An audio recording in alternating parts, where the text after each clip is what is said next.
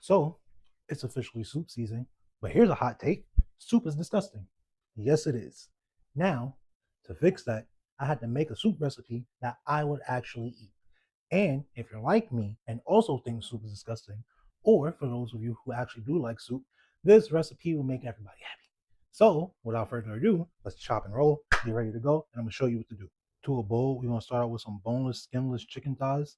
Now, I know I always say to wash your chicken first, but I really mean that shit when I'm talking about chicken thighs.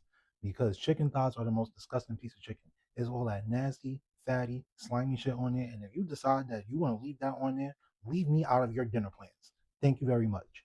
Now, to our boneless, skinless chicken thighs, we're gonna add in some garlic and parsley.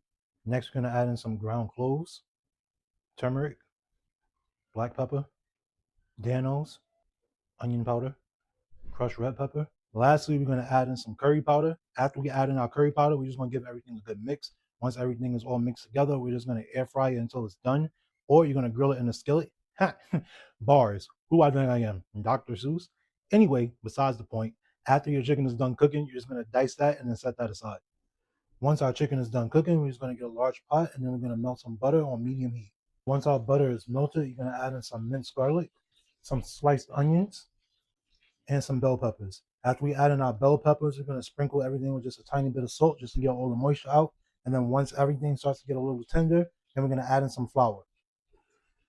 Once we add it in our flour, we're just going to give everything a good mix. And then once your flour starts to turn golden, then we get started with the rest.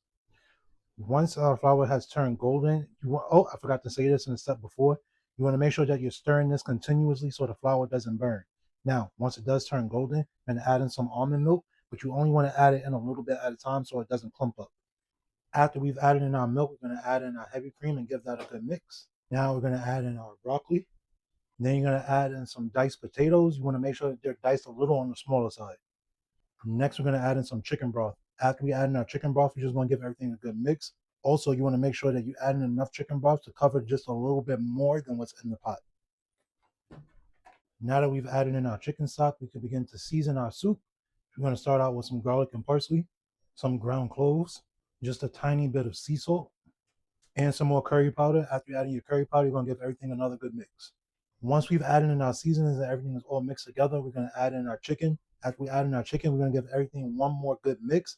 Then we're going to cover that and let it cook for about 20 or so minutes until our potatoes are cooked all the way through.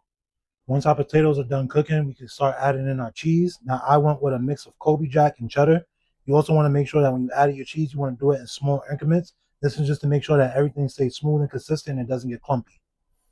Once you have all your cheese all mixed in and incorporated and your soup is nice, velvety, thick, and delicious looking, we're going to turn off the heat and we're going to get ready to plate it up. And look at that. And that, my friends, is how you make a curry broccoli cheddar soup. Velvety, creamy, delicious, and thicker than a Disney Pixar mom.